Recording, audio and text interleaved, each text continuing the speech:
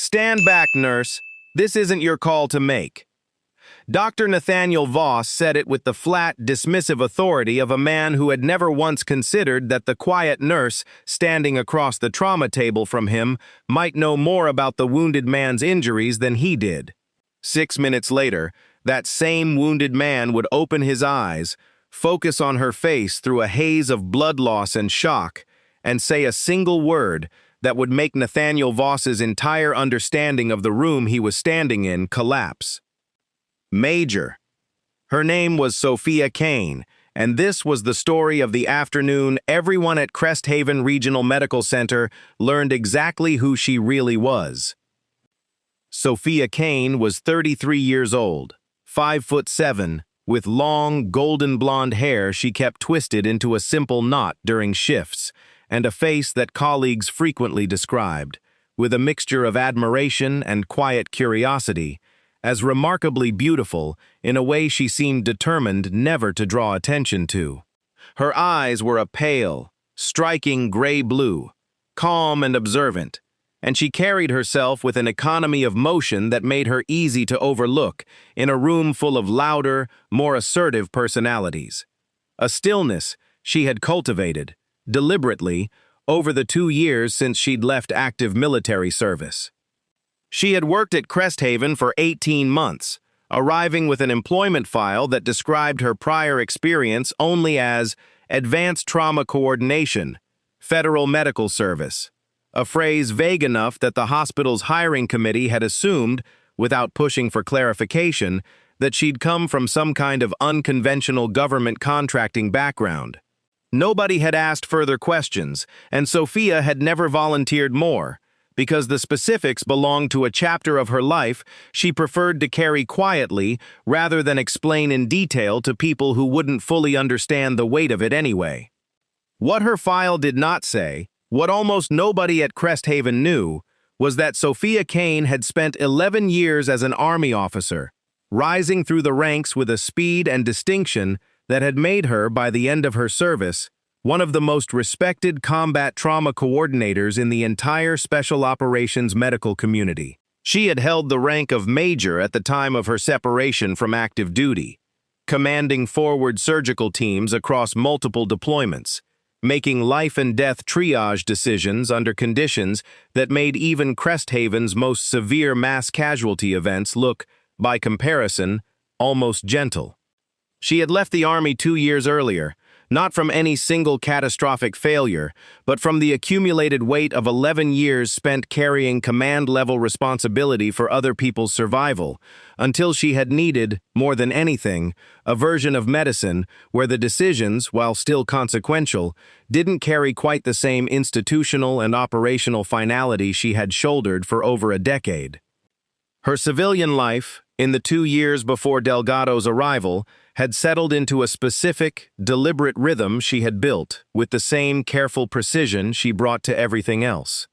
She lived alone in a small, well-organized apartment a short drive from the hospital, ran most mornings along a quiet riverside path before her shifts, a habit carried forward from her military training that continued to offer her the same steadying, meditative quality it always had. She kept her personal life deliberately small, cultivating a handful of genuine but carefully bounded friendships among the Cresthaven staff, close enough for ordinary warmth but never close enough to require the kind of full disclosure that might have unraveled the careful vagueness she maintained about her history. She had told herself, over those 2 years, that this careful smallness was simply a reasonable accommodation to her own private nature, a natural preference for keeping her professional and personal worlds distinct, rather than any genuine indifference to being known more fully by the people around her. She had not fully examined, until Delgado's dramatic arrival forced the issue, how much of that smallness was actually about protecting herself from having to relive, in the retelling, the specific weight of everything her command years had actually cost her. She had found that quieter life at Cresthaven. She had not expected Dr. Nathaniel Voss, the hospital's most senior trauma surgeon, to spend 18 months treating her like an interchangeable, replaceable member of his support staff. nor had she expected that Thursday afternoon's trauma bay confrontation to be the moment everything about that dynamic permanently changed. Dr. Nathaniel Voss was 55 years old, Cresthaven's chief of trauma surgery, a man whose reputation had been built over nearly 3 decades on genuine, formidable surgical skill, and an equally formidable, rarely examined conviction that his own clinical judgment was, in virtually every situation, the final and correct word. He had trained at one of the country's most prestigious surgical programs, had published extensively throughout his career, and had developed over the years a management style built almost entirely around unquestioned hierarchy, a style that had served him well during decades of relatively conventional civilian trauma cases, and that had never once, until that Thursday afternoon, been meaningfully tested by a situation genuinely beyond his depth. He had married relatively late in life, in his early 40s, and the marriage had ended within 6 years under the specific, familiar pressure of a career that consumed considerably more of his attention and emotional energy than his personal life ever received in return. He had thrown himself, in the years since, even more fully into his professional identity, a specific, if unexamined substitution of career achievement for the personal connection he had lost, one that had only deepened his reliance on being recognized, consistently and visibly, as the most capable person in any given room.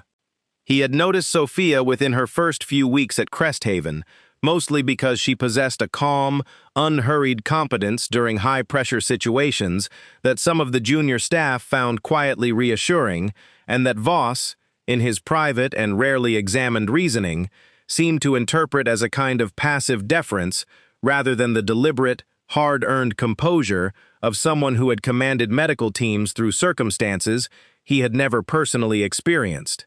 He had settled, over 18 months, into a pattern of treating her recommendations as background noise, polite acknowledgement followed by his own unaltered clinical plan, regardless of the substance of what she'd actually said. That Thursday afternoon began with an emergency alert that pulled the entire trauma team into immediate, coordinated motion. A critical patient inbound by helicopter, unidentified, extracted from a rural accident scene with catastrophic internal injuries, following what witnesses described only as a... The helicopter crew's preliminary report suggested blunt force trauma to the abdomen and chest, severe blood loss, and vital signs deteriorating rapidly enough that the flight team had requested trauma surgery standing by the moment the patient hit the pad.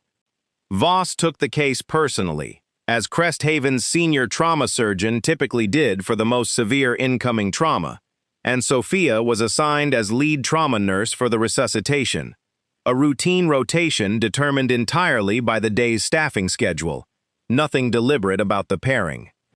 The patient arrived at 2:47 that afternoon, a man in his late 30s, unconscious, pale, his blood pressure critically low despite the flight team's aggressive fluid resuscitation en route, a series of severe injuries consistent with significant blunt force trauma that would require immediate, precise surgical intervention to have any realistic chance of survival. The assessment went wrong within the first 90 seconds. BPs crashing faster than the abdominal bleed alone would explain, Sophia said, her voice calm but carrying an unmistakable urgency as she watched the monitors, her eyes moving with fast, practiced precision across the patient's presentation. Given the mechanism and what I'm seeing on his chest wall, I want to rule out a tension pneumothorax before we commit fully to the abdominal repair as the primary threat. If I'm right, decompressing that chest needs to happen in the next 90 seconds, or we lose him to pressure buildup, regardless of what we do surgically. I've assessed the presentation, Voss said, not looking up from his examination of the abdominal wound, his voice carrying the specific, dismissive edge he reserved almost exclusively for Sophia. The abdominal injury is the clear priority here. I don't need a secondary read from nursing staff redirecting my clinical sequencing. Doctor, the vitals pattern doesn't match a purely abdominal injury, Sophia said, her voice remaining level despite the mounting urgency. I've seen this exact combined presentation before, in the field, more times than I'd like to count. The pressure's going to keep crashing until someone addresses the chest. Stand back, nurse, Voss said, sharper now, his tone carrying the flat, absolute finality of a man accustomed to having the last word in any clinical disagreement. This isn't your call to make. I need this room focused on my direction, not second-guessed by someone without the surgical training to actually understand what they're looking at. The trauma bay went quiet, the specific, uncomfortable stillness of a team watching a public correction unfold in real time. Sophia absorbed the dismissal with the same flat, controlled composure she brought to everything, stepping back from the immediate bedside without argument, though her eyes remained locked on the deteriorating vitals display, tracking the specific, worsening trend that Voss's abdominal-focused assessment was, in her professional judgment, not going to catch in time. "Understood, doctor," she said, and it was in the exact moment she finished saying it that the unconscious patient's eyes fluttered open, a brief, disoriented flicker of returning consciousness that the trauma team recognized as a critical, narrow window. His eyes moved past Voss, past the residents and techs surrounding the table, scanning the room with a specific, disciplined focus that seemed, briefly, entirely at odds with his critical condition, and landed, finally, on Sophia, standing several feet back, exactly where Voss had ordered her to stand. Something in his face changed. Recognition, slow and disbelieving, moving through the fog of blood loss and shock. "Major," he said, his voice a rough, barely audible rasp. "You're here. Thank God." The trauma bay went completely silent.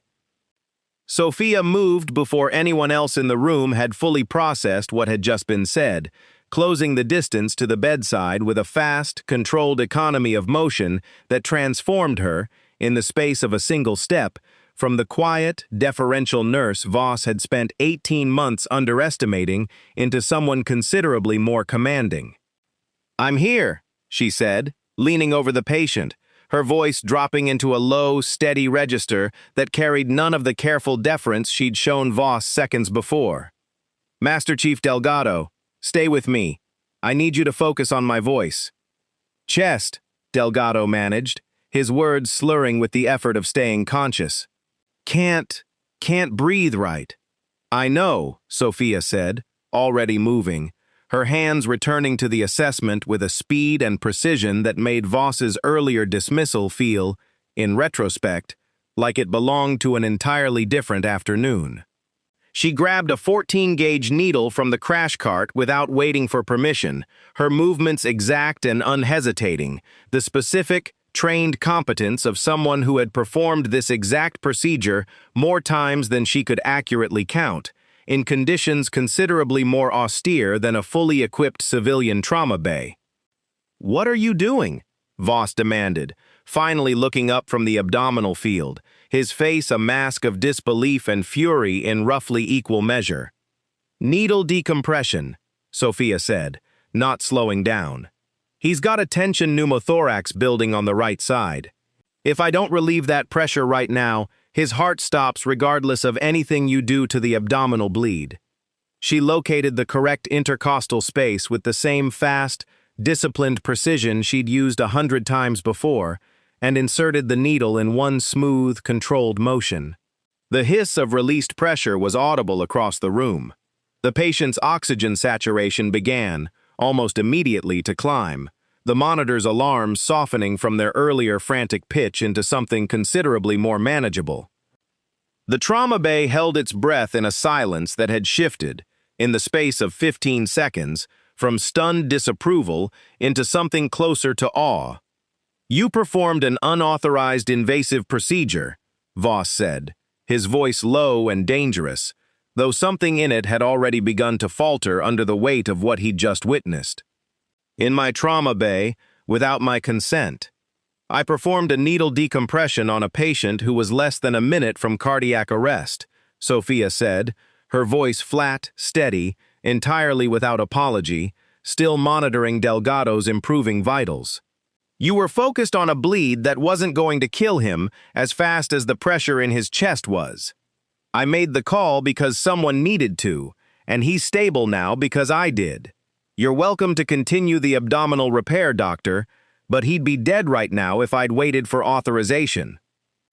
Voss stared at her, his fury visibly warring with the undeniable, immediate evidence of her correctness, and something in his expression, the specific, disorienting collapse of a man watching every assumption he'd built about a colleague crumble in real time, in front of his entire team, finally broke through his resistance. "Prep the abdominal repair alongside chest tube placement," he said to the surgical team, his voice considerably less certain than it had been 90 seconds earlier. "Now, full team, additional blood products on standby." The room moved. Sophia stayed at Delgado's side through the frantic several minutes that followed, her hands steady, her voice low and reassuring, the specific bedside competence of someone who had kept critically wounded operators alive in circumstances that made this particular crisis, however genuinely severe, feel almost familiar by comparison. "How does he know you?" Voss asked, following alongside as the team prepared to move Delgado toward the OR. His earlier fury entirely gone now, replaced by something that sounded, for the first time since Sophia had started at Cresthaven, almost like genuine uncertainty about his own judgment. "We served together," Sophia said, not elaborating further, her attention still fully on Delgado's vitals. "That's a conversation for after he's stable, doctor. Right now I need you focused on keeping him alive." Voss, for the first time in 18 months, did not argue with her. Delgado went into surgery at 3:14 that afternoon, 27 minutes after arrival, with a surgical team reorganized to address both the abdominal injury and the tension pneumothorax Sophia had identified, a combination that would almost certainly have gone uncaught until it was fatally too late, had Voss's original assessment gone unchallenged. The surgery lasted just over 4 hours. Sophia waited outside the OR for the entire duration, declining offers to take a break, sitting in the surgical waiting area with the same controlled stillness she brought to everything, her mind running back through 2 years of carefully constructed distance from exactly this kind of moment. The specific, suspended dread of waiting to learn whether someone she'd once commanded and cared for was going to survive without her direct involvement in the surgical outcome itself. Voss found her there an hour into the wait, having finished his shift's other responsibilities, and sat down in the chair beside her without asking permission, an unusual gesture from a man who had spent 18 months maintaining a careful, dismissive distance from her at every opportunity. "I owe you an explanation for my behavior this afternoon," he said, "or an apology, possibly both, though I'm still working out which comes first." "You don't owe me anything right now," Sophia said, not looking away from the closed OR doors. "I'd rather focus on him." "I understand," Voss said. "I'll wait until you're ready." He was quiet for a moment, and then, despite himself, curiosity won out over patience. "Major," he said carefully. "That's an army rank." "It is," Sophia said. "You were an army officer." "I was. And the patient, he called you that specifically, like it was a rank he'd used to address you 100 times before, like you'd actually served together, at a considerable level of seniority, not just some tangential connection I'm not understanding correctly." Sophia finally turned to look at him, and something in her expression, for the first time since he'd known her, held none of the careful, deferential distance she usually maintained around him.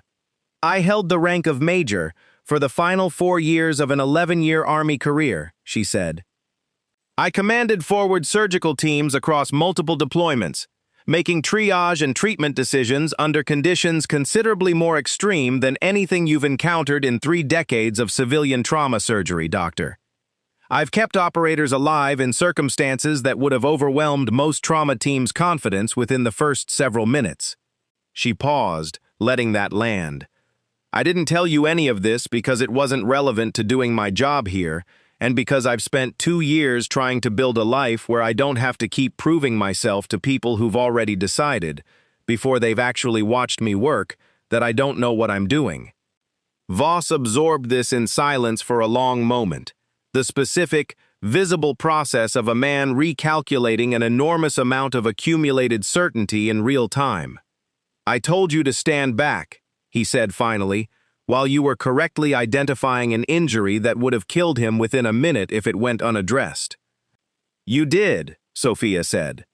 I don't have a version of that moment that makes me look like anything other than exactly what you probably think I am.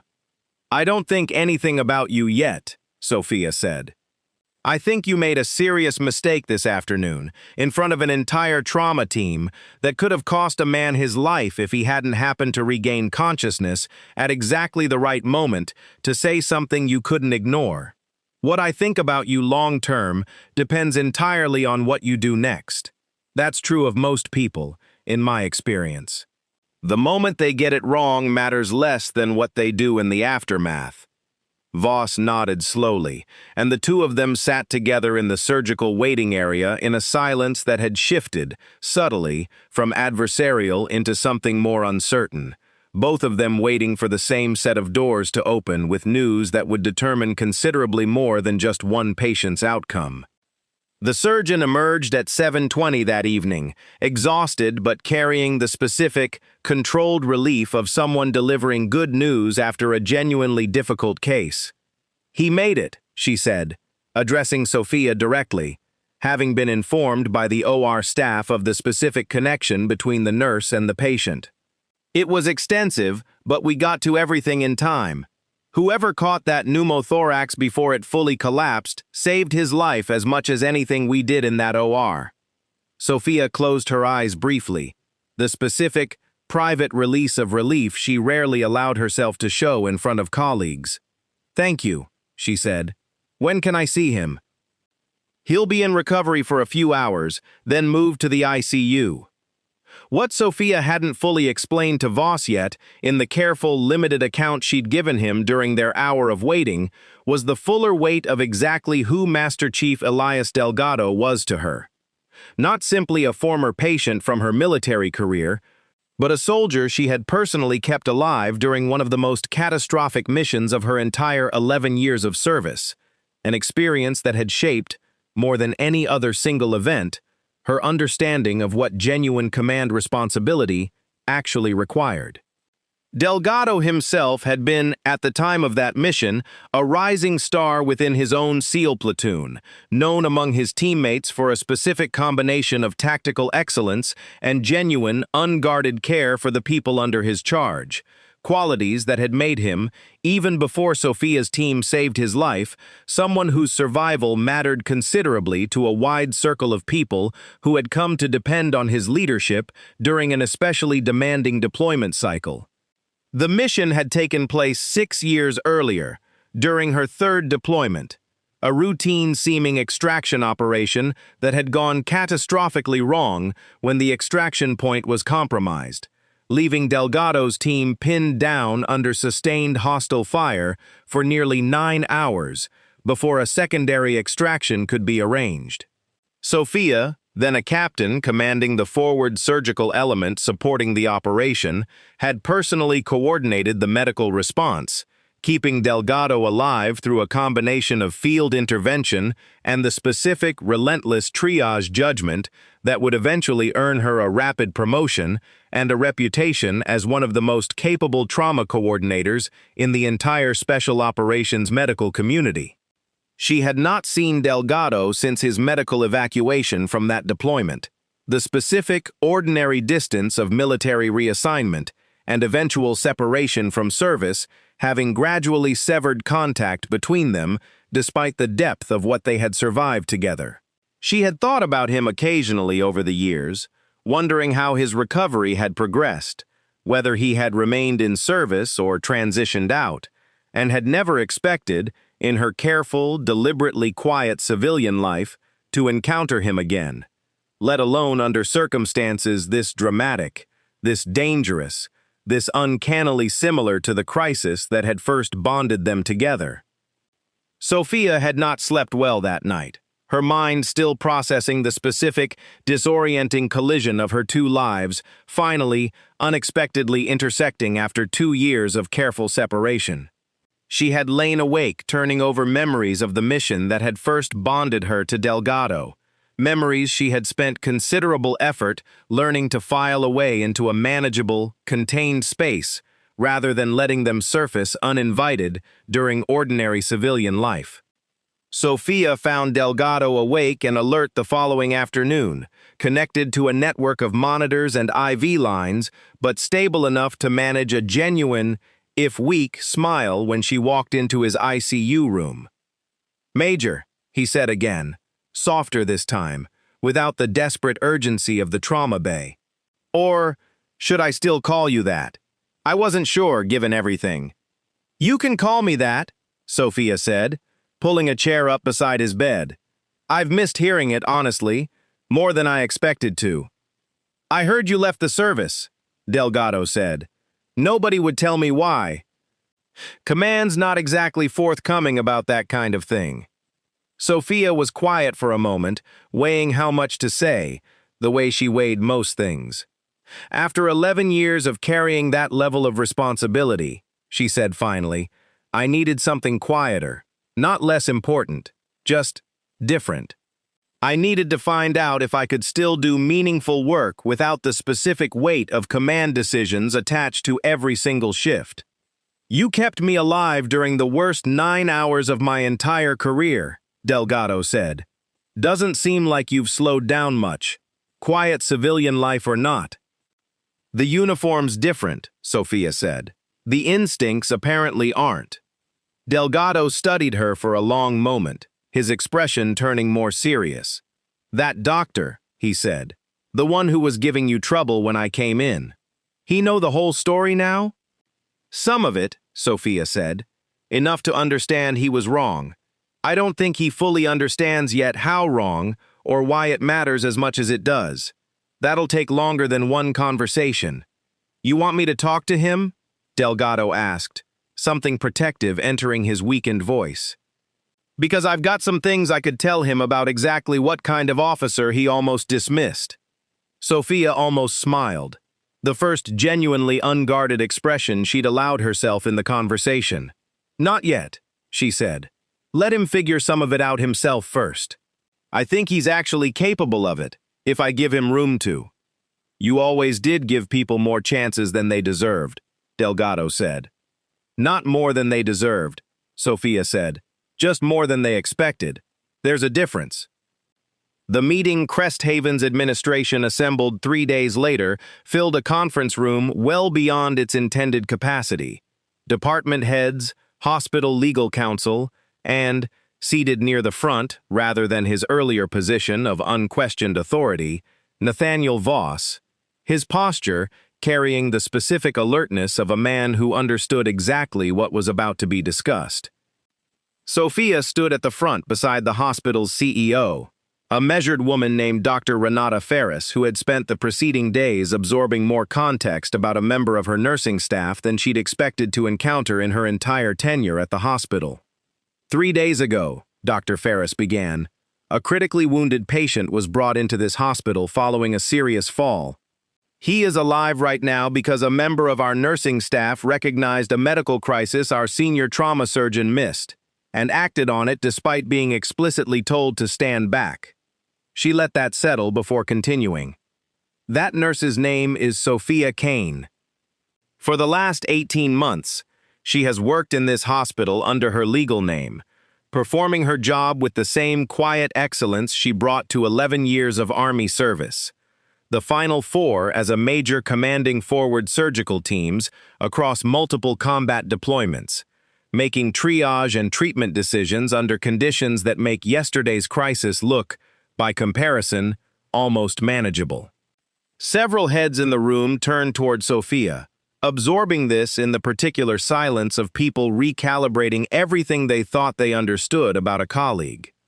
Dr. Ferris continued, describing in careful, respectful detail the scope of Sophia's military service, the specific weight of command responsibility she had carried across 11 years, and the extraordinary skill she had demonstrated in the trauma bay 3 days earlier. A formal accounting that transformed, over the course of several minutes, the room's collective understanding of a colleague many of them had known only as quiet, competent, and unremarkable.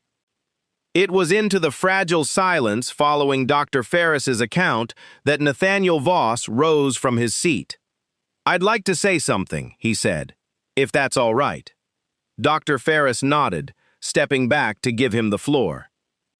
"3 days ago," Voss said, "I told an entire trauma team that a colleague's clinical assessment wasn't needed, in the middle of a critical resuscitation, while she was in the process of correctly identifying an injury I hadn't caught yet. I did it because I'd built an entire professional identity around the belief that 30 years of surgical training meant my judgment, once formed, rarely benefited from outside input, and because Sophia Kane's employment history didn't fit the story I'd already decided to tell myself about her capabilities." He paused, and something in his usually confident bearing had genuinely, visibly left him. "I've spent the last 3 days trying to understand why my certainty was so immediate, so absolute, in that moment," he continued. "And I think the honest answer is that I mistook my own discomfort with not fully understanding someone for evidence that they weren't capable. That's not a mistake I'm proud of. It's also not, I suspect, a mistake I'm the only person in this hospital guilty of making, which is part of why I think this conversation matters beyond just my own individual failure."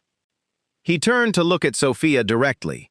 "You've been offering clinical observations since your first week here, and I dismissed nearly all of it as overstepping, when the actual evidence, every single time, showed you were right.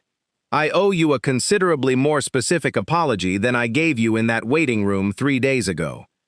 Not just for the words themselves, but for the pattern underneath them.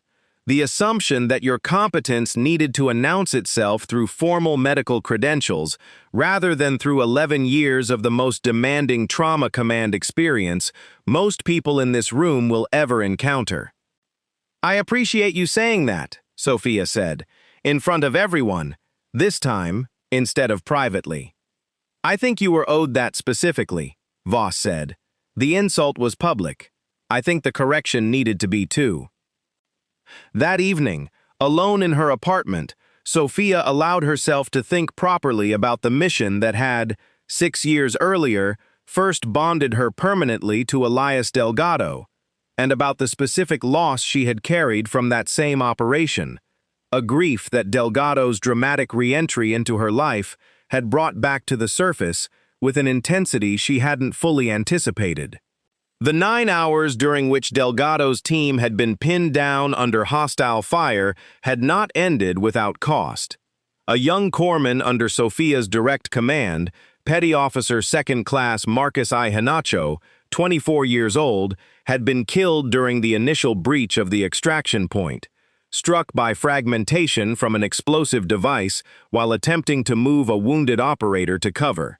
Sophia had been coordinating the medical response from a secondary position roughly 200 meters away, and had heard, over the radio, the exact moment Ihanacho's vital signs monitor had gone flat, a specific, devastating sound she had carried with her, in various forms, through every subsequent year of her career.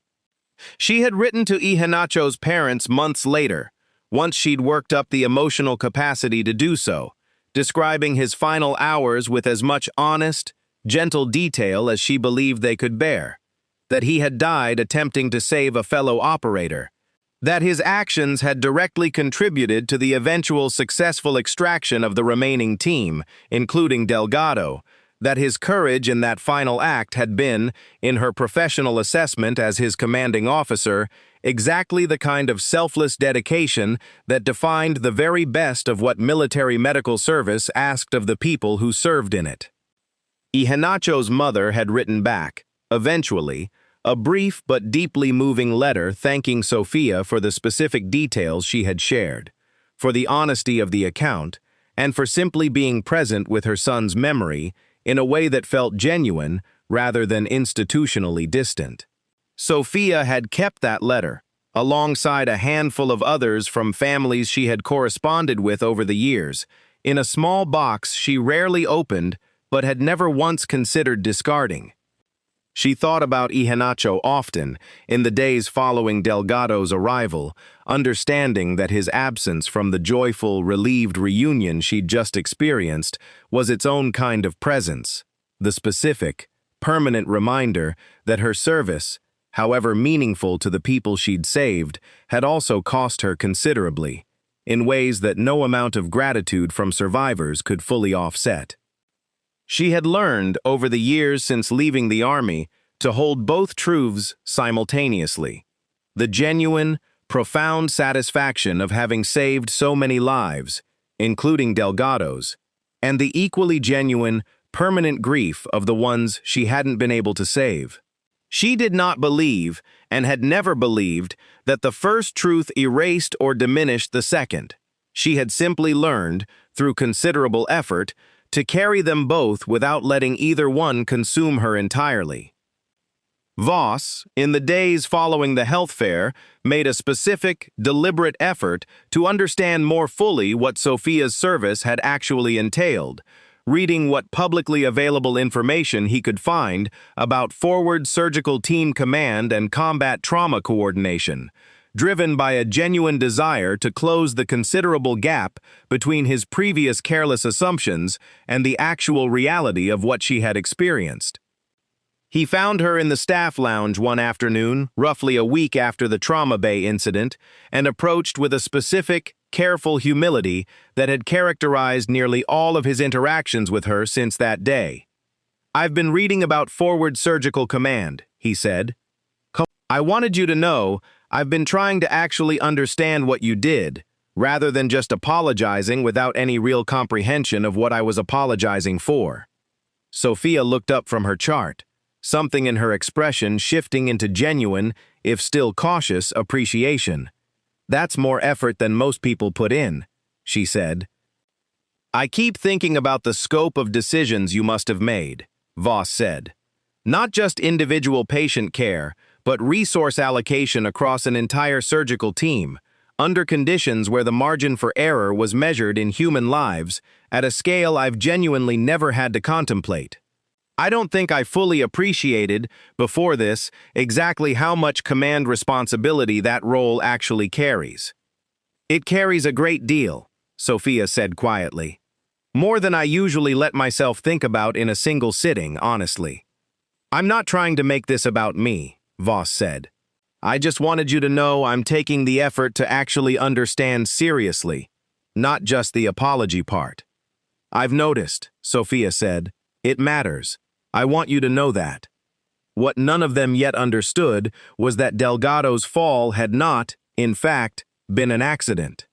He had been conducting an off-the-books welfare check on a fellow veteran, a former teammate named Ray Cordoba, who had gone silent on the veteran support network Delgado helped coordinate, and had discovered, upon reaching Cordoba's rural property, evidence of a considerably more dangerous situation than a simple wellness concern. A small but active illegal weapons trafficking operation that Cordoba, struggling with severe post-service financial desperation, had become entangled in against his better judgment. Delgado's fall had been the direct result of a confrontation with two of the operation's other participants, men who had pushed him from an elevated loading platform when he refused to simply walk away from what he'd discovered. He had managed to call for help before losing consciousness, but had deliberately avoided giving responding emergency services the full context of what had happened, uncertain of exactly how compromised the situation might become if the wrong information reached the wrong people before he could properly assess the threat. He shared this fuller account with Sophia during a private conversation 2 days after regaining consciousness, understanding that her military background made her considerably more equipped than an ordinary civilian medical contact to help him navigate the situation's genuine, ongoing danger. "Cordoba's still out there," Delgado told her, his voice low and urgent despite his continued recovery. "And the two men who did this to me know I survived. I don't think they're going to just let that go, especially once they realize I'm receiving treatment at a civilian hospital, where I'm considerably less protected than I would be on a military installation." Sophia absorbed this with the same fast, cold clarity she'd once brought to assessing tactical threats in the field. "You need proper security," she said. "Not hospital security. Federal. Given what you're describing, this isn't a situation civilian law enforcement alone is equipped to fully manage." "I've already made a call," Delgado said. "INCIS is sending someone. But it's going to take time to get proper protection in place, and I'm genuinely worried about what happens in that gap." "Then we manage the gap," Sophia said, already turning over the specific, practical calculations of exactly how to keep him safe with the limited resources currently available to her. "I'll talk to hospital security about heightened protocols for this room, and I want you to tell me everything you can about what these two men look like, so I know exactly what I'm watching for." The threat Delgado had described materialized faster than either of them anticipated. That evening, a man matching the general description Delgado had provided, mid-30s, heavy-set, a distinctive scar along his jawline, was observed by hospital security attempting to access the ICU wing using a visitor's badge obtained through a forged employee verification that exploited a gap in Cresthaven's credentialing system. Sophia, who had spent the intervening hours quietly, deliberately more alert to her surroundings than her civilian colleagues would have found normal, noticed him in the ICU corridor before hospital security had fully registered the threat. A man moving with a controlled, deliberate gait that had nothing to do with ordinary hospital visiting, his eyes tracking room numbers with a focus that immediately, instinctively registered as wrong. She did not hesitate. She had spent 11 years learning exactly what that particular wrongness meant, and 2 years of civilian life had done nothing to erase the instinct. She moved toward the two hospital security officers stationed near the ICU's central desk, her voice low and urgent. Man in a visitor's badge, moving toward the ICU rooms with a target lock, not browsing. That's not a normal visit. I need eyes on him now, and I need Delgado's room secured immediately. The nearest officer turned, uncertain, and in the half-second it took him to process her warning, the man understood, with the specific sinking certainty of a plan already unraveling, that he'd been noticed. He didn't hesitate either. He drew a concealed pistol and fired at the nearest officer before either security officer had fully processed the threat, and the quiet ICU corridor that had been ordinary a heartbeat earlier erupted into chaos. The wounded officer went down, hit in the shoulder, and his partner scrambled for cover behind the central desk, drawing his own weapon but hampered by the confined space and the panicked movement of visiting family members diving for cover in the corridor around them. The intruder, seeing his direct route to Delgado's room now blocked by chaos he hadn't anticipated, made a fast, desperate calculation and turned toward Sophia instead, understanding, in the specific brutal logic of a cornered man, that eliminating the person who'd exposed him might be the only outcome from this operation he could still salvage. Sophia moved before he'd fully raised the weapon. She had spent 11 years training for exactly this kind of close-quarters threat assessment, and the specific muscle memory of it asserted itself without any conscious deliberation on her part. She dropped low and to the side as he fired, the round punching into the wall behind where she'd been standing a half-second earlier, and closed the remaining distance between them before he could adjust his aim for a second shot.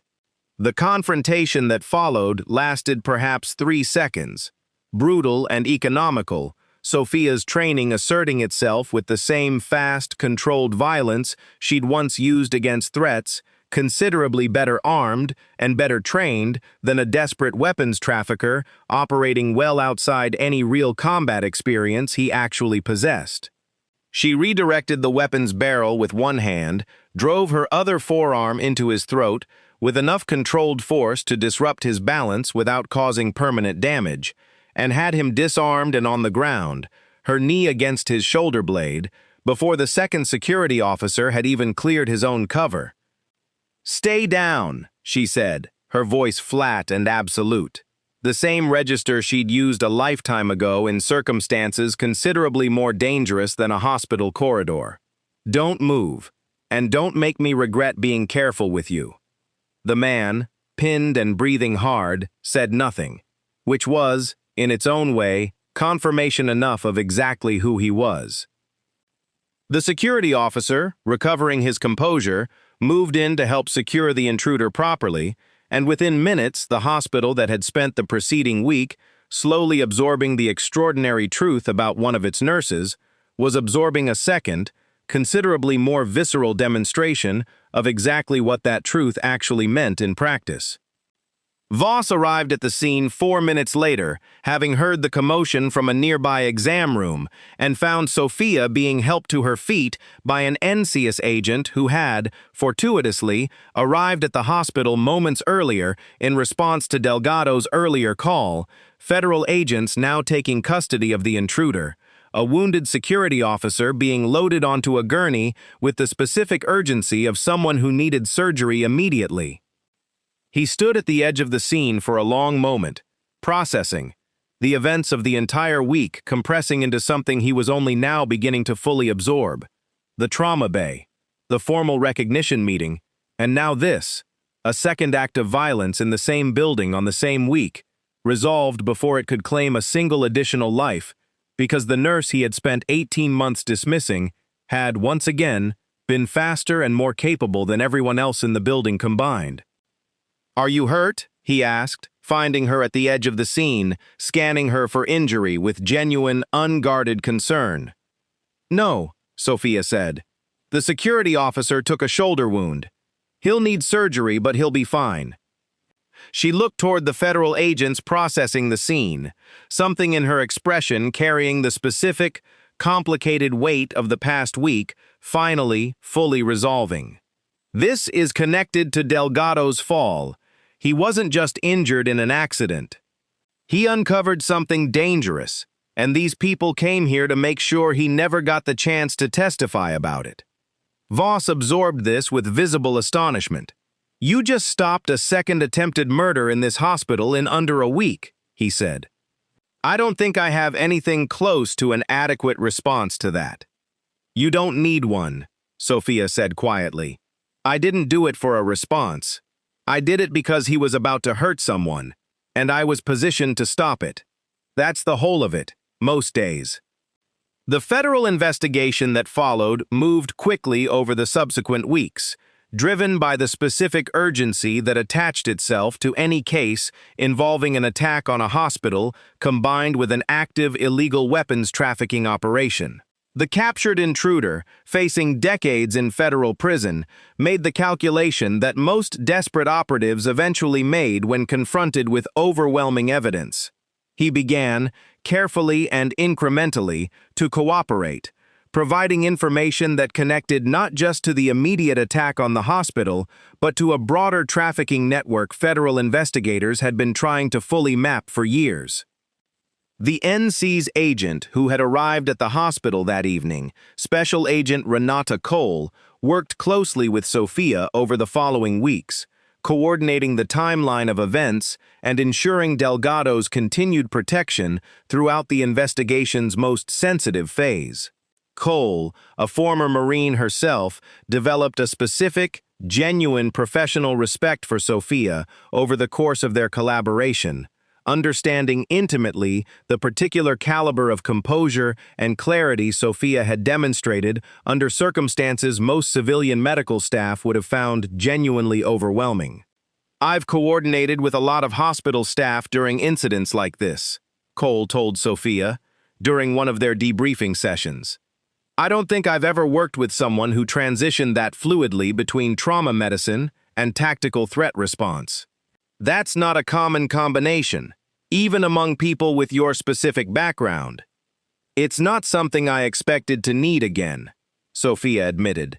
But apparently the training doesn't just disappear because you've spent 2 years trying to set it aside. Ray Cordoba, located and taken into protective custody within days of the hospital incident, ultimately cooperated fully with investigators once the specific danger of his situation became undeniable, providing testimony that, combined with Delgado's own account and the physical evidence from the hospital confrontation, contributed to a prosecution that would eventually dismantle a significant portion of the trafficking network's regional operations. Sophia gave a formal statement to federal investigators twice over the following month, describing both her clinical assessment of Delgado's injuries and her direct confrontation with the intruder, with the same flat, precise clarity she brought to everything, refusing to perform emotion for an audience even in moments that would have justified considerable emotional display, because the facts themselves carried more than enough weight without embellishment. Delgado, recovering steadily, felt a specific, considerable relief as the investigation progressed, understanding that Cordoba's cooperation and eventual safety represented, in its own way, a partial redemption for the friend whose difficult circumstances had inadvertently endangered them both. "I keep thinking about how differently this could have gone," Delgado told Sophia during one of her visits roughly 3 weeks after his surgery. "If you hadn't been in that hallway, if you hadn't noticed him in time." "But I was," Sophia said, "and I did. That's the part that actually matters, Elias, not the version where things went differently." "I know," Delgado said. "I still think about it, though, about how much of my life keeps coming back to you being exactly where I needed you to be, at exactly the right moment." "That's not luck," Sophia said. "That's 11 years of training that doesn't just disappear because I put down the uniform." 6 weeks after the intruder's attack, Crest Haven Regional Medical Center organized a formal recognition ceremony, honoring both Sophia's clinical intervention that had saved Delgado's life and her subsequent role in preventing what could have become a considerably more severe security failure. Dr. Ferris, working alongside representatives from the NCIS office that had coordinated the investigation, arranged an event that Sophia had initially resisted and eventually, at Delgado's gentle but persistent urging, agreed to attend on her own carefully negotiated terms, small, limited to those directly involved, and structured specifically to include acknowledgement of the operators she'd lost during her active service, particularly Marcus I. Hanacho. The ceremony took place in Crest Haven's largest conference room, filled with department heads and nursing staff who had worked alongside Sophia for 18 months, without ever suspecting the full shape of who she actually was.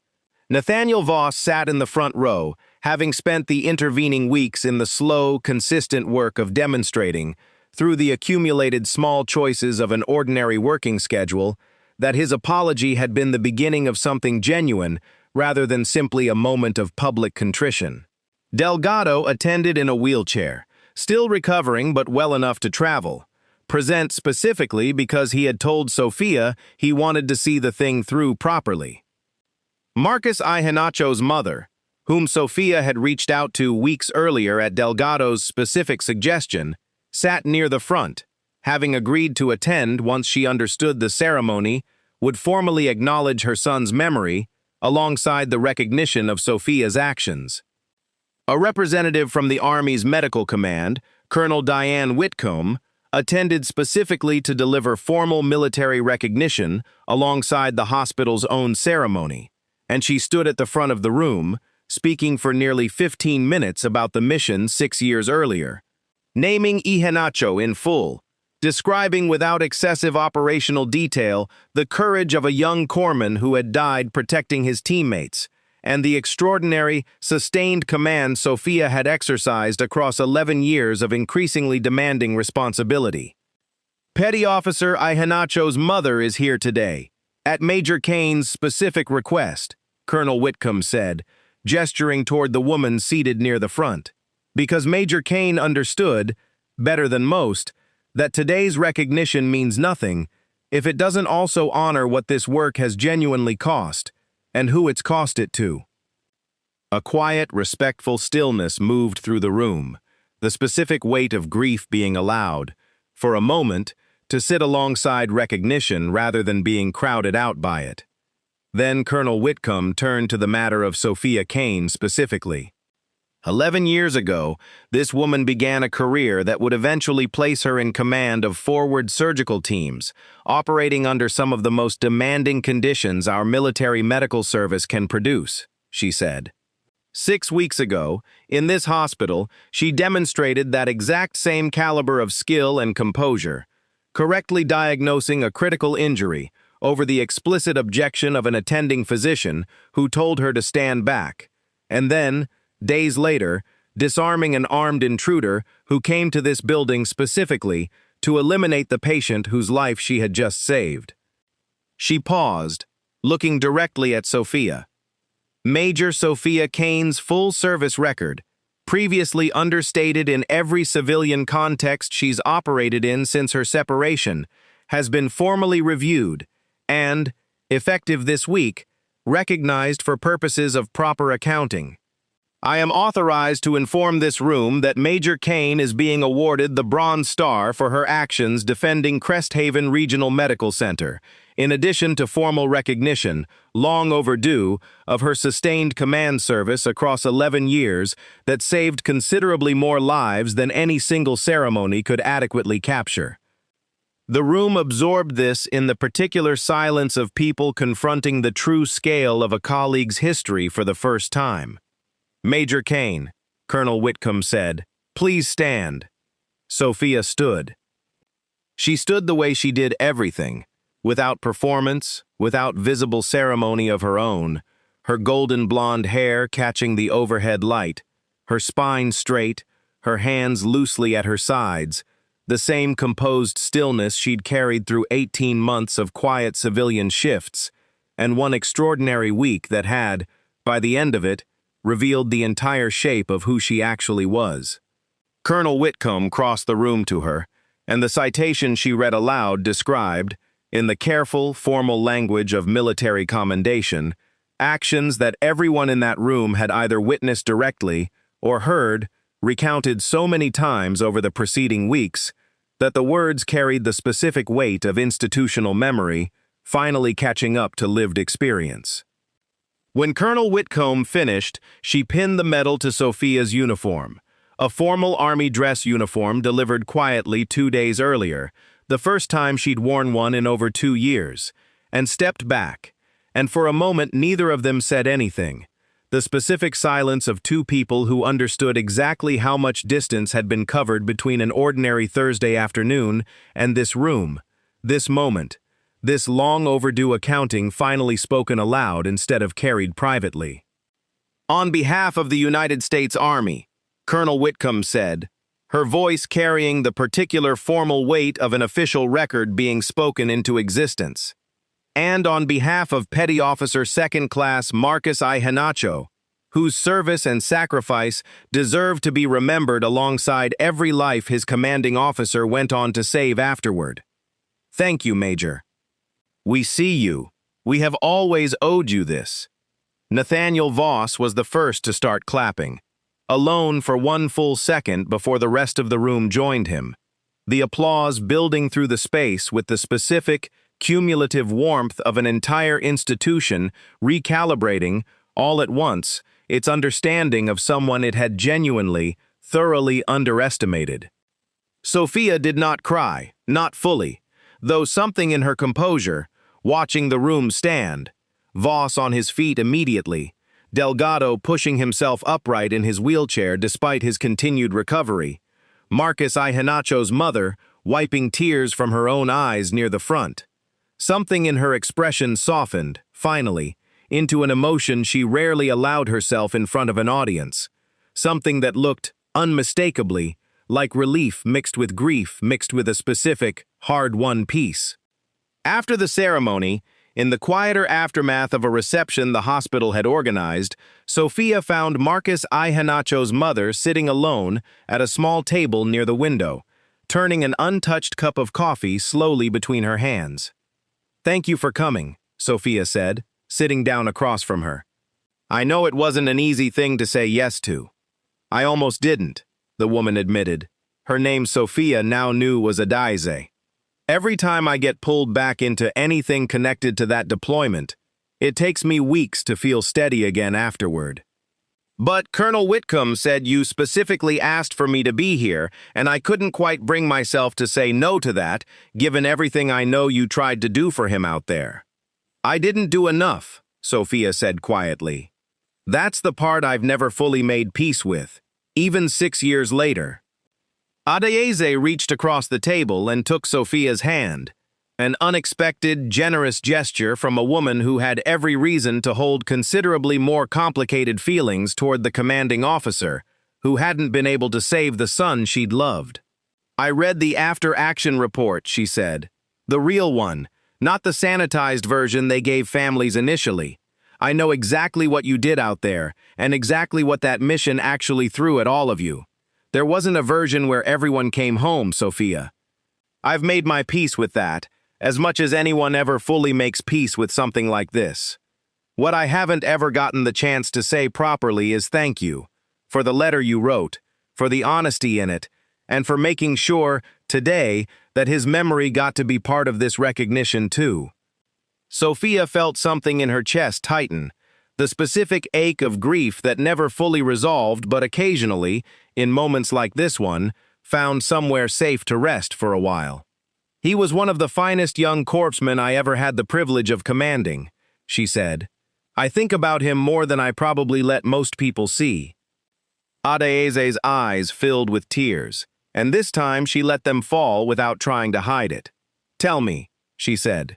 Tell me more about what he was like out there, if you're willing. I know some of it already, from the reports, but I want to hear it from someone who actually commanded him, who actually knew him the way you did.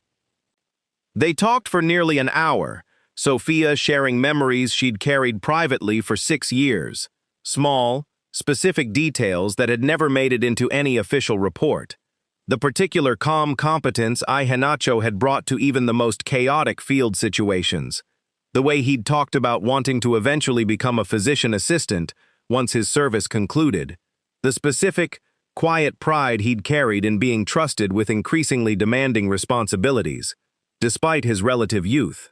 By the time they finished, something in both of them had settled, not resolved, because grief like this never fully resolved, but settled, in the particular way that comes from finally being able to share the weight instead of carrying it entirely alone.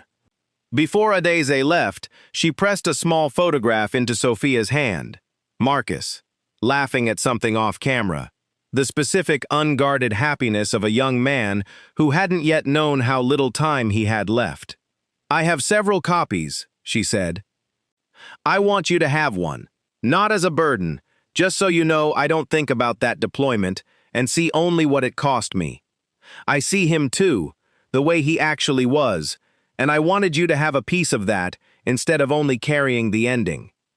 Sophia kept the photograph in her wallet from that day forward, a small, private reminder tucked behind her hospital badge, carried quietly through every subsequent shift, as a piece of the story that belonged only to her and to the people who had genuinely known him. Nathaniel Voss found her near the window a little later, a cup of coffee in his hand, and settled into the chair across from her with a specific, careful deliberateness. I wanted to say something, he said, that I don't think I managed to say properly 6 weeks ago. You don't have to keep apologizing, Sophia said, not unkindly. I told you back then, it's about what you do next, not about saying it enough times. This isn't only an apology, Voss said. I wanted to say that watching you work over these 6 weeks, differently than I ever let myself watch you before, has been the most instructive thing that's happened to me in 30 years of practice. Not the ceremony today, the actual work, the way you talk to frightened patients, the way you've been quietly correcting residents' clinical assumptions without ever making them feel small for needing to learn something. I built an entire career on the assumption that competence needed to announce itself through formal surgical credentials to be real. You've spent 18 months proving that assumption wrong in ways I'm going to be unlearning for a long time. Sophia considered him for a moment, this man who had publicly dismissed her and then, 6 weeks later, stood in front of an entire hospital and admitted, without prompting, exactly how wrong he'd been. "I appreciate that," she said, "and for what it's worth, I've noticed the difference. Not just today. In the small things, over these 6 weeks. That matters more than the speech." "Good," Voss said, something like genuine relief moving through his expression. "That was the part I was actually hoping you'd notice." "Are you staying at Cresthaven?" he asked. "Now that everything's different."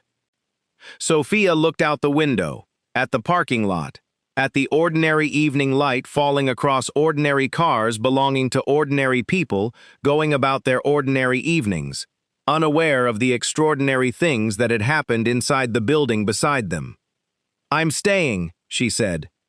"This is the work I actually want to be doing. The medal doesn't change that. If anything, it just means I get to do it without carrying the weight of hiding half of who I am while I'm doing it." "Good," Voss said. "This hospital's better with you in it.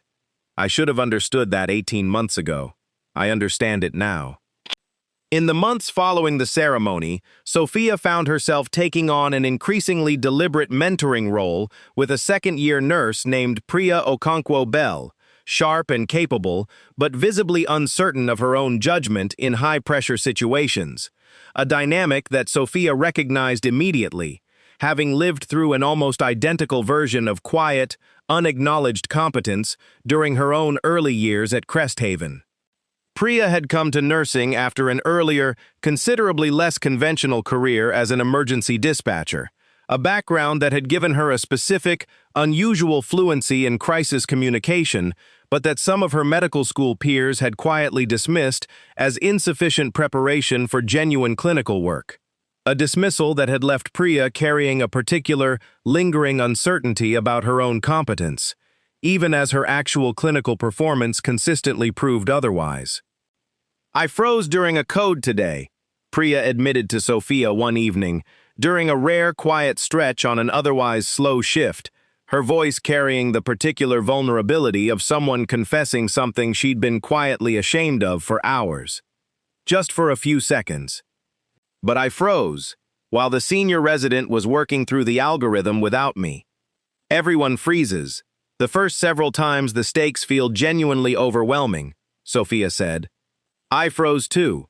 My first time in a truly extreme situation, more years ago than I usually admit to junior staff. What matters isn't whether you freeze, it's whether you build, deliberately and consistently, the specific muscle memory that lets you move through the freeze faster each time.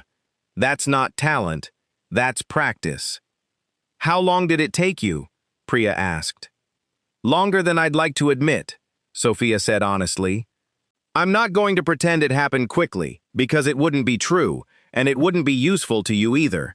But it did happen, gradually, through exactly the kind of deliberate scenario training most people never get access to. You freezing for a few seconds during a code isn't a verdict on your capability. It's information about where your training currently is." Priya absorbed this with visible relief, the specific unburdening of someone who had been carrying a harsher judgment on herself than the situation actually warranted. "Thank you," she said. "I needed to hear that framed that way, instead of just as a personal failing." "It's not a failing," Sophia said. "It's a starting point. There's a difference, and I've spent a lot of my own career learning to see it clearly." Nathaniel Voss's own transformation over the following year proved considerably more sustained than the kind of temporary contrition that sometimes followed a single dramatic reckoning. He began, gradually, restructuring several of his own long-standing assumptions about hospital hierarchy, soliciting input from nursing staff during clinical decisions in a way he'd rarely done before, acknowledging publicly when a nurse's observation changed his clinical assessment, and, in a detail that surprised several people who had known him for decades, personally advocating for two other nurses with unconventional employment histories to be given expanded responsibilities he would once have automatically assumed they weren't qualified for. "I keep catching myself," he admitted to Sophia during one of their now regular collaborative conversations, roughly 8 months after the ceremony. "The old instinct, the reflexive certainty that my judgment doesn't benefit from other people's input, especially people whose credentials don't immediately signal the kind of expertise I was trained to recognize. It hasn't disappeared just because I've built better habits around catching it." "That's honest," Sophia said. "And it matches something I'd have told you myself, months ago. I don't think the instinct fully disappears for most people. I think the goal is building enough awareness that it doesn't get to run the show unchecked. From what I've watched over this past year, you've actually managed that, consistently, even on the days the old instinct tries to reassert itself.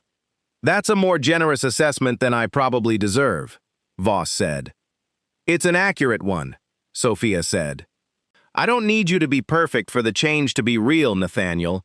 I need you to be consistently better than you were, and consistently accountable when you're not. That's what I've actually watched happen." Voss absorbed this with the particular gravity of someone genuinely moved by an assessment he hadn't fully expected to receive. "Thank you," he said, "for being honest instead of just being kind about it." "They're not mutually exclusive," Sophia said. "Most things people assume are opposites usually aren't, if you look closely enough." A year after the ceremony, Voss approached Sophia with a specific, unexpected proposal. He wanted to formally establish a mentorship and communication training program at Cresthaven, modeled explicitly on the lessons of the preceding year, designed to help junior nursing staff develop the confidence to voice clinical observations without fear of dismissal, and to help senior physicians build better habits around genuinely listening to input, regardless of its source. "I want you involved in designing it," he told her, "not as a token gesture, but because you're the person who actually knows what this looks like when it works well, from years of experience I don't have access to on my own." Sophia considered the proposal carefully, recognizing in it something genuinely different from the performative gestures that sometimes followed institutional embarrassment, a specific, sustained commitment to building something that would outlast the particular circumstances that had prompted it. "I'll help," she said, "on the condition that it's not just about my story specifically. I don't want this to become a program that only makes sense in the context of one dramatic incident. I want it to be genuinely useful for the ordinary, unglamorous work of building better communication between staff at every level, regardless of whether any individual case ever becomes dramatic." "That's exactly what I was hoping you'd say," Voss said. "I don't want this to be a monument to one difficult afternoon.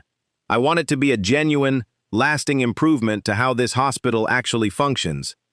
The program, once developed, drew on both Sophia's operational training and Voss's own hard-won institutional insight, and within its first year had measurably improved several key metrics related to error catching and clinical communication across Cresthaven's various departments, a result that drew formal recognition from regional healthcare quality assessment boards and, more meaningfully to both Sophia and Voss, a steady stream of junior staff who reported feeling genuinely more confident voicing clinical concerns than they had before the program's implementation.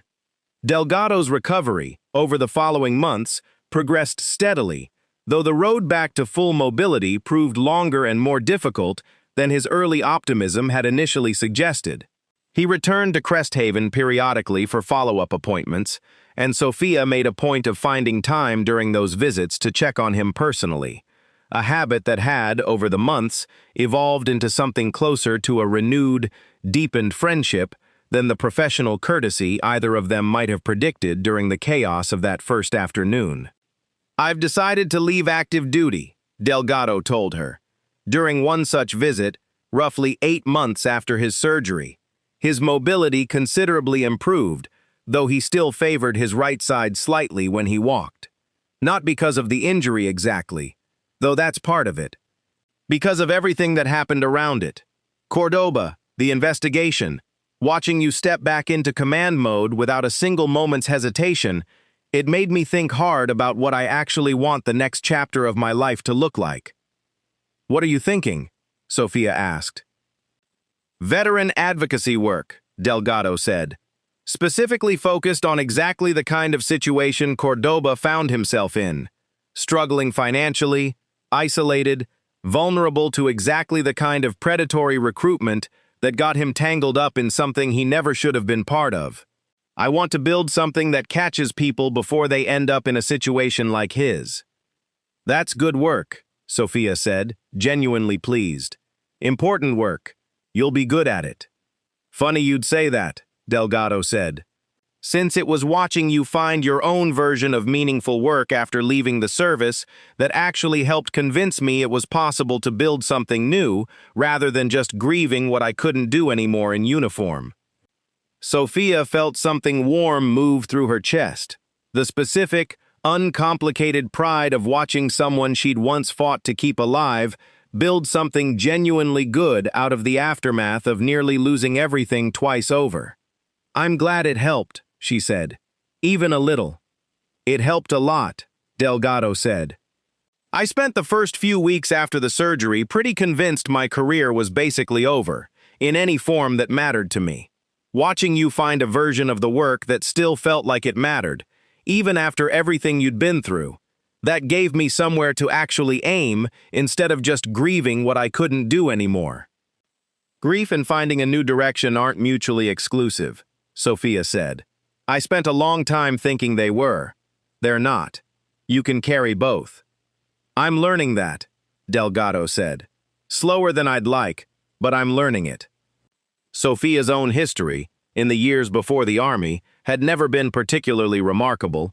A middle-class upbringing in a mid-sized suburban town, a mother who worked as a public school administrator, and a father who ran a small accounting practice, neither of them with any military background that might have explained her eventual path. She had been, by her own later account, a driven but fairly ordinary student, excelling academically without any particular early inclination toward military service.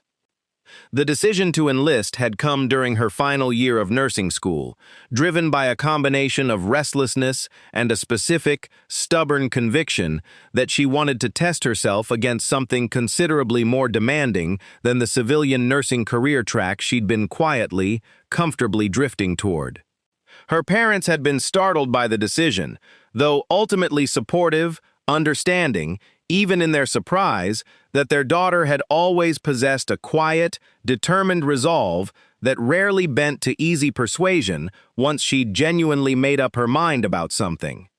She had entered officer training with the same understated, unflashy determination that would eventually come to define her entire career, excelling quickly and distinguishing herself during her initial deployment cycle with the same combination of technical skill and unflappable composure that had characterized her work at Cresthaven.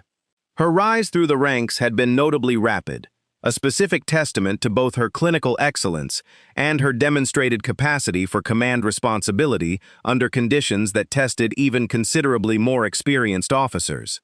Her parents, both still living, had attended the ceremony, watching with visible, overwhelming pride as their daughter received formal acknowledgement for a chapter of her life she had, for years, discussed with them only in the most careful, limited detail. 14 months after the original incident, Cresthaven faced an unexpected test of the trauma communication program Sophia had helped develop. A serious multi-vehicle accident on the interstate, adjacent to the hospital during evening rush hour, generating a mass casualty event considerably larger and more chaotic than anything the hospital had faced since Delgado's original arrival. The accident involved a jackknifed tractor-trailer and 8 passenger vehicles, generating a casualty count that immediately exceeded Cresthaven's ordinary capacity thresholds and required the kind of rapid, coordinated resource reallocation that the hospital's older protocols had never adequately addressed. Precisely the gap Sophia's mentorship program had spent the preceding year working to close. Sophia, working an ordinary evening shift when the alert came through, found herself naturally stepping into a coordination role as the department's capacity strained under the incoming wave of patients. Her calm, precise direction cutting through the initial chaos with the same trained clarity that had defined her entire military career. Priya Okonkwo-Bell, now several months into her mentorship under Sophia's guidance, worked directly alongside her during the response, and where she might once have frozen under the specific pressure of a genuinely severe crisis, she instead moved with a controlled, deliberate focus that surprised even herself, executing triage protocols with a confidence that spoke directly to the months of deliberate practice Sophia had helped her build. Voss, called in from home to assist with the surge given the severity of several patients' injuries, worked alongside Sophia with a genuine, collaborative trust that would have seemed entirely unimaginable 14 months earlier, incorporating her assessments into his surgical decisions without any trace of his old reflexive dismissiveness. "Your triage sequencing is holding," he told her, roughly 90 minutes into the response, something like genuine admiration threading through his voice. "I've been practicing trauma surgery for 3 decades, and I've never seen a mass casualty response at this hospital handled with this little friction between clinical priorities and coordination." "It's not just coordination," Sophia said. "It's trust. We're not fighting each other for authority anymore. That's the actual difference from before." The accident ultimately produced 22 patients, requiring hospital treatment, several of them in critical condition, and Cresthaven's response absorbed the surge with an efficiency that drew formal recognition from regional emergency management as a marked improvement over the hospital's historical performance in comparable situations. A result that both Sophia and Voss understood, without needing to say it aloud to each other, traced directly back to the specific, hard-won transformation of the hospital's culture over the preceding 14 months. In the midst of the response, Sophia encountered a moment that crystallized, for her, exactly how much the hospital's environment had genuinely shifted since that first Thursday afternoon. A frightened family member, distraught over a loved one's critical condition, lashed out verbally at a young resident attempting to explain the situation.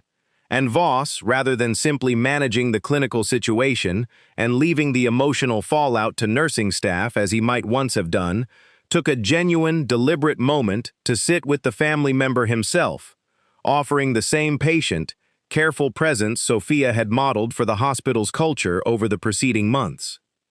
"I learned that from watching you," he told Sophia afterward, somewhat sheepishly. "I used to think that kind of emotional support wasn't really my job. I've come to understand it's actually part of the job, whether or not it's the part I was formally trained for." "That's exactly the shift I was hoping this program would eventually produce," Sophia said. "Not just better clinical judgment, a genuinely different understanding of what good patient care actually requires."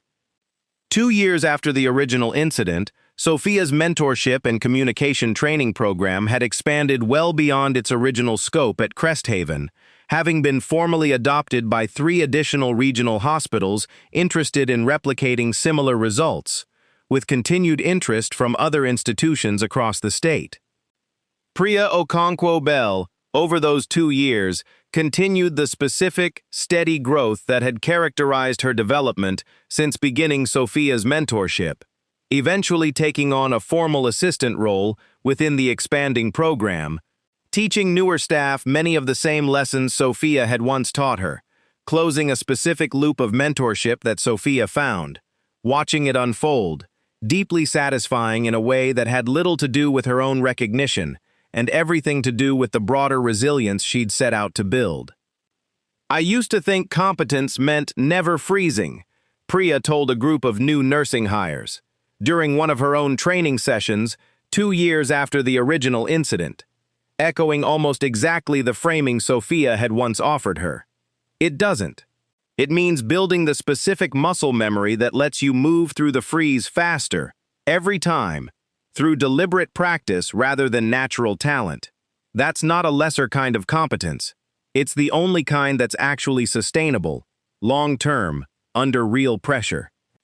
Sophia, observing from the back of the room, felt something warm move through her chest.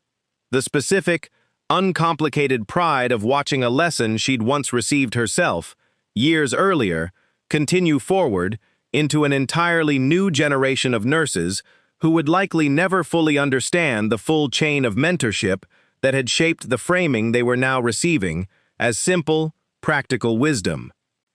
Delgado's transition into veteran advocacy work over those same 2 years proved genuinely successful, his organization growing steadily and developing a specific reputation within the veteran support community for exactly the kind of early intervention outreach he'd first envisioned during his recovery.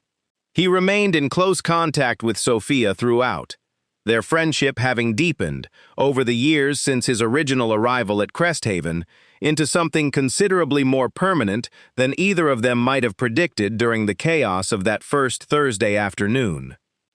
"I named the organization after him," Delgado told her, during a visit roughly 2 years after the incident, referring to Marcus Iheanacho, whose story he had learned in full detail once Sophia felt ready to share it with him properly. The Iheanacho Foundation.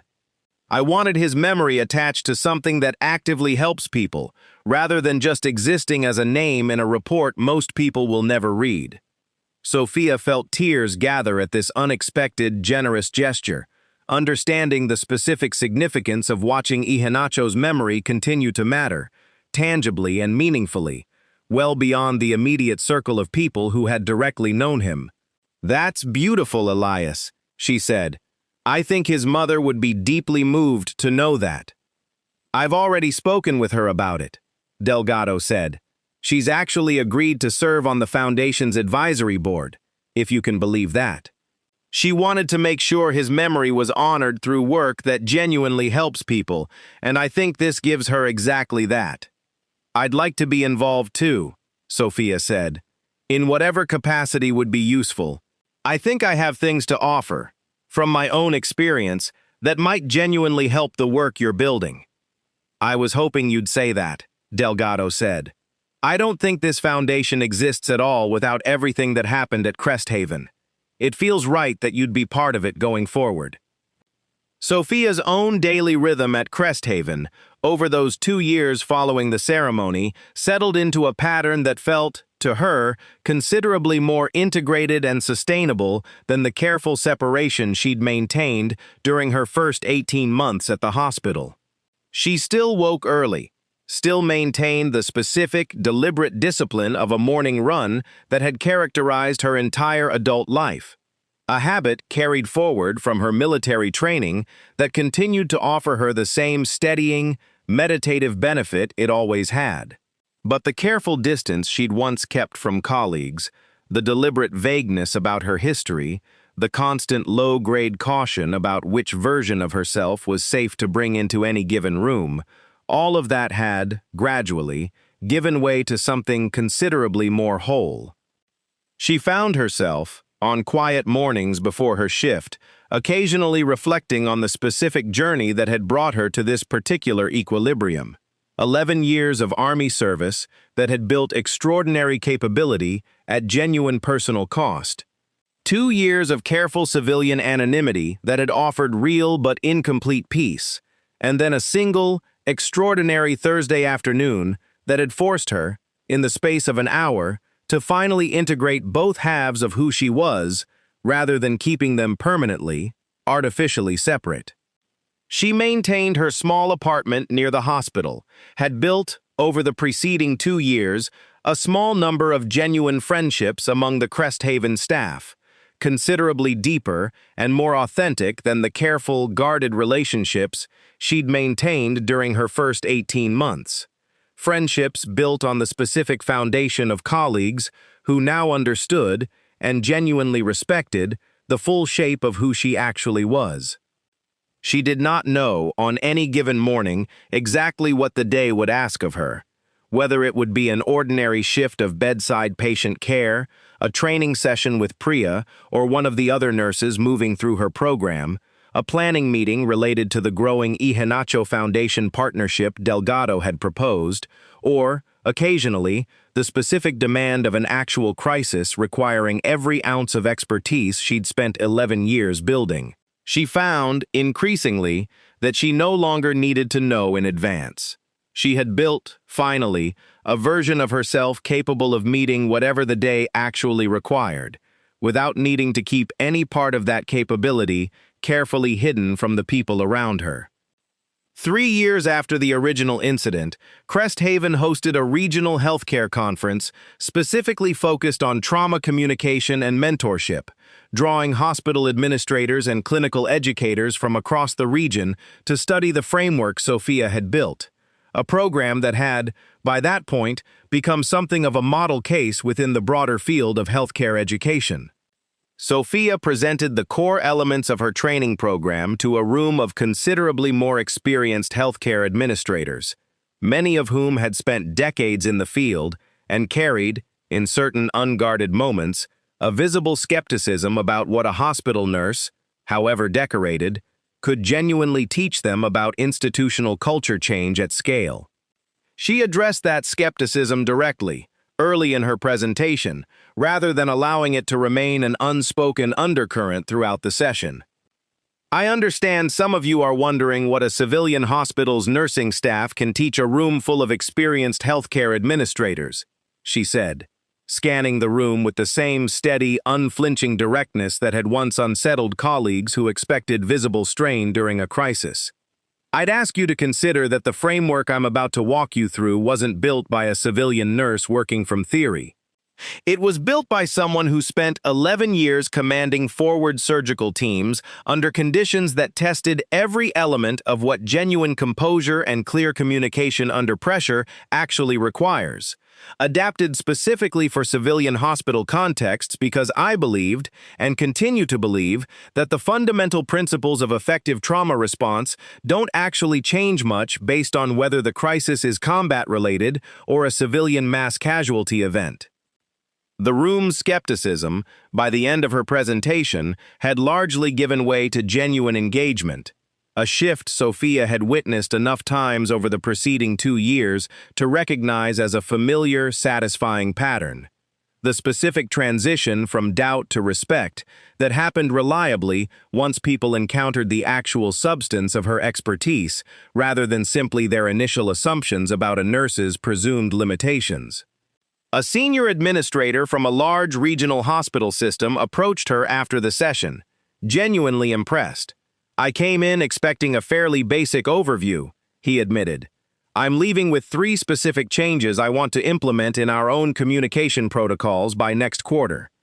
That's not something that happens often at these conferences, frankly." "I appreciate you saying that," Sophia said, "and I'd be glad to consult further, if it would help your team implement those changes properly rather than just conceptually." The exchange, and several others like it throughout the reception that followed, reinforced for Sophia something she had come to understand deeply over the preceding 2 years: that the specific value of her work extended well beyond the dramatic origin story that had first brought it into public view, into the considerably more ordinary, sustainable work of helping institutions build genuinely better habits of listening and communication, one practical conversation at a time. Nathaniel Voss's own history, which Sophia learned in careful pieces over the following years of genuine collaborative friendship, offered her a considerably more complete understanding of exactly why his initial reflexive dismissal had run so deep, and why his subsequent transformation, once it began, had proven so genuinely sustained rather than merely performative. He had trained, early in his career, under an attending surgeon whose management style had been built almost entirely around rigid hierarchy and public correction, a man who had made junior doctors and nurses alike feel, consistently, that competence needed to be proven repeatedly rather than simply trusted once demonstrated. Voss had spent years quietly resenting that treatment, promising himself he would never replicate it, and had, in the specific way people sometimes do without fully recognizing the pattern, become a slightly gentler but structurally similar version of exactly that same rigid hierarchy anyway, convinced, the entire time, that his own version was different, more justified, more directly connected to patient safety than his old mentor's harshness had ever genuinely been. I used to think I was protecting patients by trusting my own judgment above input from staff I considered less qualified, he told Sophia during one of their now regular evening conversations, several years after the ceremony. I've come to understand, slowly, that I was actually protecting my own sense of authority and telling myself a story about patient safety to make that protection feel more justified than it actually was.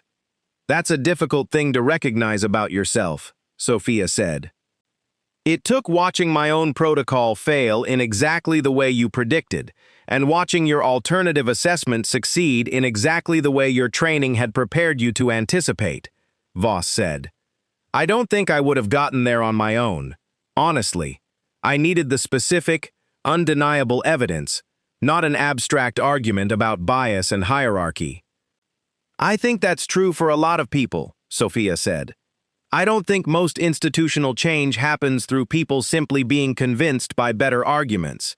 It happens through people encountering evidence specific and undeniable enough that their old assumptions simply can't survive contact with it. Sophia found herself, during one particular evening conversation, roughly 3 years after the ceremony, sharing with Voss a specific memory from her military career that she had never fully discussed with anyone at Cresthaven. A mission considerably earlier in her service, before Delgado, before Ihenacho's death, during her first deployment as a young captain still building her command reputation. I made a mistake early on, she told him. A genuine one. Not the kind where hindsight makes an unavoidable outcome look preventable. I misjudged a triage priority during a chaotic mass casualty scenario, and a soldier who should have received immediate intervention waited longer than he should have. He survived, ultimately, but with complications that might have been avoided with faster treatment. I didn't know that, Voss said, genuine surprise in his voice. You've always seemed, I don't know, almost infallible in the way you approach clinical decisions. Nobody's infallible, Sophia said. I think that mistake, more than almost anything else in my career, actually shaped the commander I eventually became. It forced me to build systems and habits that didn't rely purely on my own judgment in the moment, however skilled that judgment generally was. Redundancy, cross-checking, genuine willingness to hear dissenting input from people I outranked. I think a lot of what made me effective, later, traced directly back to learning, early and painfully, that I wasn't immune to error. That's a considerably more honest account of expertise than most people offer, Voss said. I think I needed to hear that, honestly. The idea that even someone with your caliber of skill built it partly out of genuine failure, rather than simply natural talent that never faltered. Nobody builds real expertise without some version of that failure, Sophia said. I think the people who claim otherwise usually just haven't examined their own history honestly enough yet. 4 years after the original incident, Sophia received an invitation to join the Ihenacho Foundation's board formally, alongside Delgado and Adaeze Ihenacho, a role she accepted with the same careful, deliberate consideration she brought to every significant decision, understanding, by that point, the specific value of channeling her expertise toward an organization that honored both the loss and the ongoing purpose that had shaped so much of her post-military life. The foundation, over its first several years, had grown into a genuinely significant resource for veterans navigating exactly the kind of financial and social vulnerability that had originally endangered Ray Cordoba, offering early intervention support, financial counseling, and connection to legitimate employment resources specifically designed to catch struggling veterans before predatory actors could exploit their circumstances. Cordoba's own path back from the incident had been neither quick nor straightforward, requiring considerable time in supervised probation, mandatory financial counseling, and the specific, difficult work of rebuilding trust with a broader veteran community that had, initially, viewed his entanglement with the trafficking operation with understandable wariness. Delgado had been instrumental in that rebuilding process, refusing to abandon a friendship that predated the incident by nearly a decade, understanding, with a clarity that had taken him some time to fully articulate even to himself, that Cordoba's desperate circumstances had made him vulnerable to exploitation rather than genuinely malicious in intent. Cordoba himself, having fully cooperated with federal investigators and completed a period of supervised probation, had gradually rebuilt his own life, with support from the very foundation his difficult circumstances had inadvertently inspired, eventually taking on a part-time role helping the organization identify and reach out to other veterans in similarly precarious situations. "I never expected any of this," Cordoba told Sophia, during a foundation event roughly 4 years after the original incident, his voice carrying genuine, hard-won gratitude. "I thought my life was basically over, after everything that happened. Instead, I ended up part of something that's actually helping people avoid the exact mistakes I made." "That's not luck," Sophia said. "That's you choosing to do something meaningful with an incredibly difficult chapter of your life. I'm proud of you for that, Ray. Genuinely." Cordoba absorbed this with visible emotion, understanding the specific weight of receiving that particular affirmation from a woman whose own life had been directly, dramatically affected by the chain of events his difficult circumstances had set in motion.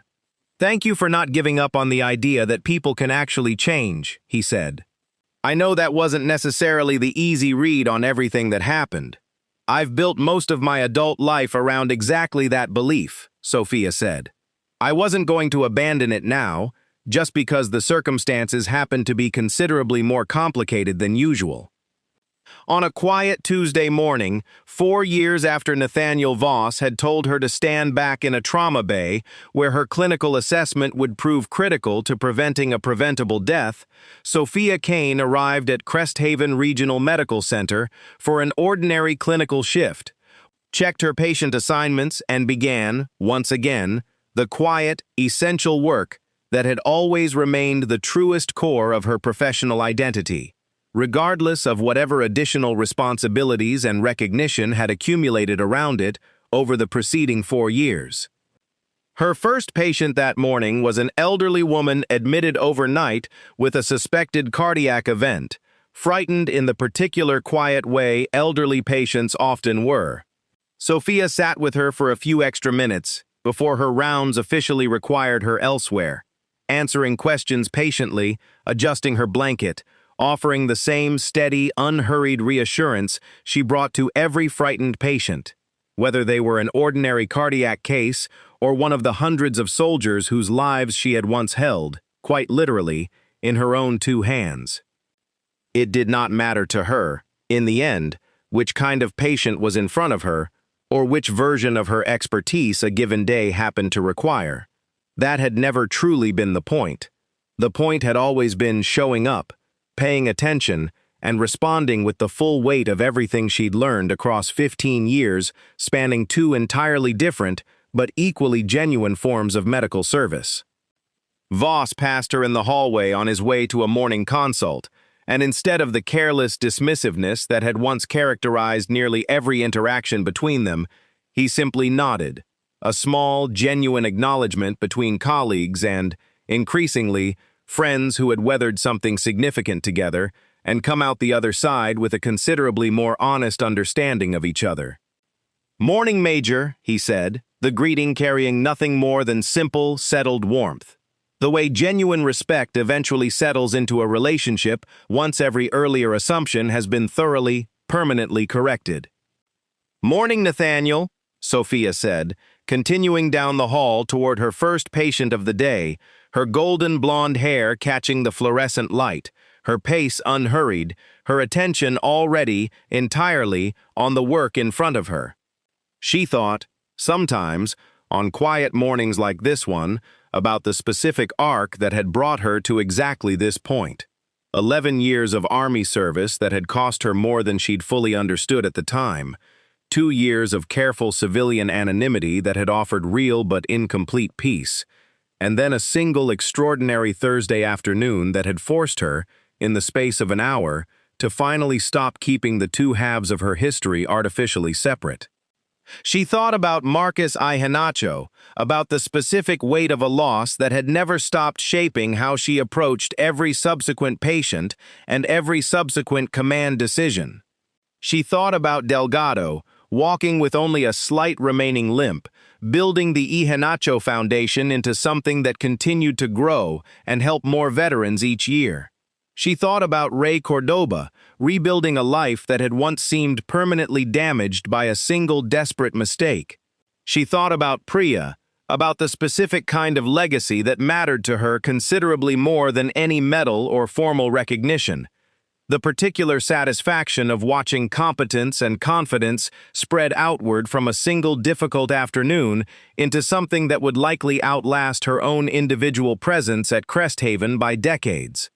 She thought about Nathaniel Voss, about the specific, sustained work of genuine institutional change, about how rarely such change happened easily or gracefully, and about how genuinely proud she'd become, over 4 years of watching him work, of a colleague who had faced the full weight of his own worst professional moment and chosen, consistently, to become someone measurably better in its aftermath. She was not, in the end, a legend. Whatever the hospital's ongoing institutional memory had eventually made of her story in the years since that first extraordinary Thursday afternoon. She was a nurse, and, increasingly, something more than that. A mentor and foundation board member whose expertise now extended well beyond Cresthaven's walls. But underneath every additional title and every accumulated responsibility, she remained, fundamentally, exactly what she had always been. Someone who believed, without complication, that the person in front of her mattered, that their survival was worth whatever it cost her personally to secure it, and that this commitment had never once required anyone else's permission or anyone else's belief in her competence to be genuinely, permanently true. Nathaniel Voss understood that now, in a way he hadn't 4 years earlier, when he'd looked at a quiet, beautiful nurse with golden blonde hair and pale gray-blue eyes and decided, without ever actually examining the assumption, that she was simply someone who needed to stand back, unqualified to offer meaningful input in a room where consequential decisions were being made. He understood, watching her walk down that hallway on an ordinary Tuesday morning, exactly how much he had missed during those first 18 months. And exactly how much he still had left to learn from a woman who had never once needed his approval, or anyone else's, to know precisely who she was. Somewhere, in a formal army record that captured only a fraction of the full weight of what she'd actually done across 11 years of service in 2 entirely different but equally genuine capacities, the citation for her Bronze Star sat quietly alongside a considerably longer, mostly unwritten history. The young corpsman she couldn't save. The operator she kept alive across 2 separate crises 6 years apart. The years of careful civilian rebuilding that followed her separation. The single extraordinary Thursday afternoon that had forced everything back into the open. And the 4 years since that had, patiently, deliberately, woven both halves of her history into something considerably more whole than either version alone had ever managed to be. No single document would ever capture the entirety of who Sophia Kane actually was. No document ever could. But the people who had watched her step forward in that trauma bay after being told to stand back, correctly identify an injury that would have cost a man his life, and then, days later, disarm an armed intruder in a hospital corridor without a single moment's hesitation, they knew. They would carry that knowledge with them for the rest of their careers. The specific, permanent understanding that command-level competence rarely announces itself through appearance or first impression alone. That the quietest, most unassuming person in the room is sometimes exactly the person capable of holding everyone else steady when the crisis finally arrives. And that the word major, spoken with desperate, grateful recognition by a wounded man on a trauma table, would become, in the retelling for years afterward, the precise, specific moment when everyone in that room learned exactly who Sophia Kane had always been, underneath the quiet, deliberately unremarkable life she had built to carry that history forward. 5 years after the original incident, Sophia found herself reflecting, during a quiet evening alone in her apartment, on the specific way her carefully guarded civilian identity had, over the preceding half-decade, gradually transformed into something considerably more integrated and whole than she had believed possible during her first 18 months at Cresthaven. She thought about the version of herself who had first arrived at the hospital, deliberately vague about her history, carefully composed in every interaction, determined to build a quiet, unremarkable life that asked nothing more of her than competent, ordinary patient care.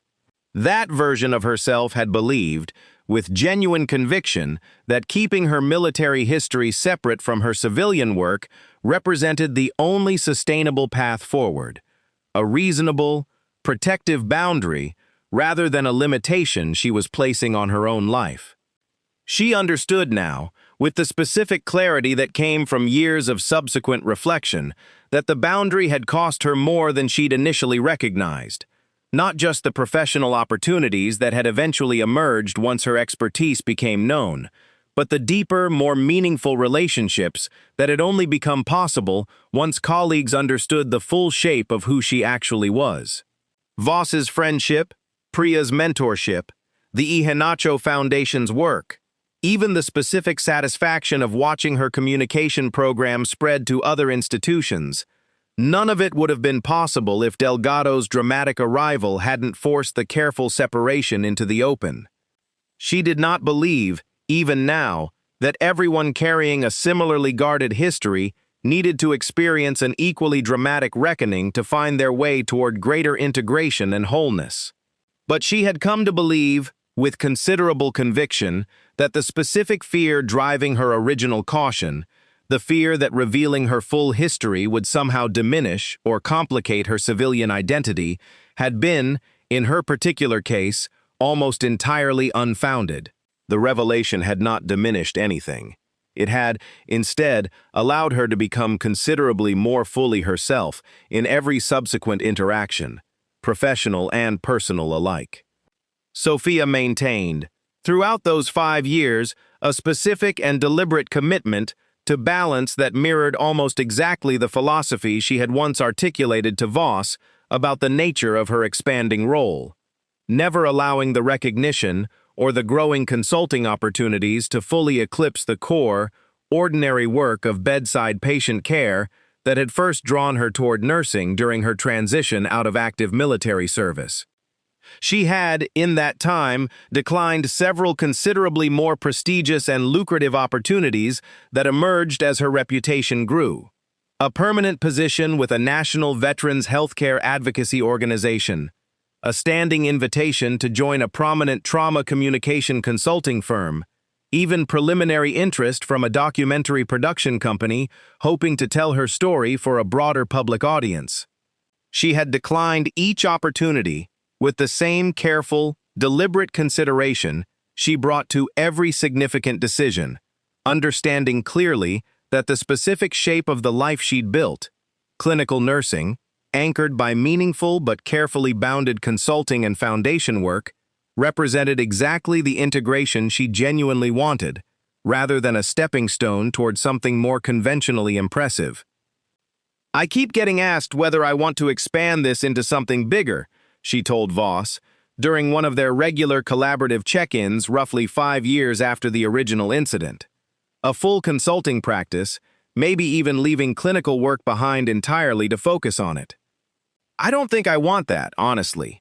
This balance, the ordinary shifts alongside the meaningful additional work, that's exactly what I've been trying to build this whole time.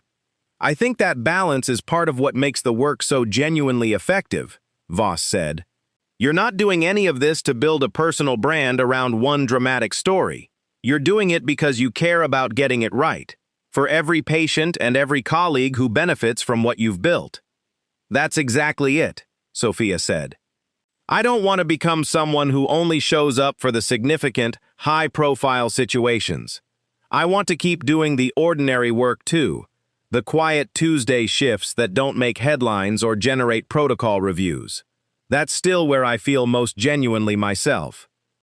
Colonel Diane Whitcomb, who had delivered the formal Bronze Star citation at Sophia's recognition ceremony, remained in periodic contact with her over the following years, the professional relationship gradually evolving into something closer to genuine mentorship and friendship, built on the specific, shared understanding of two women who had each navigated the considerable challenges of commanding medical teams within the historically male-dominated culture of special operations support.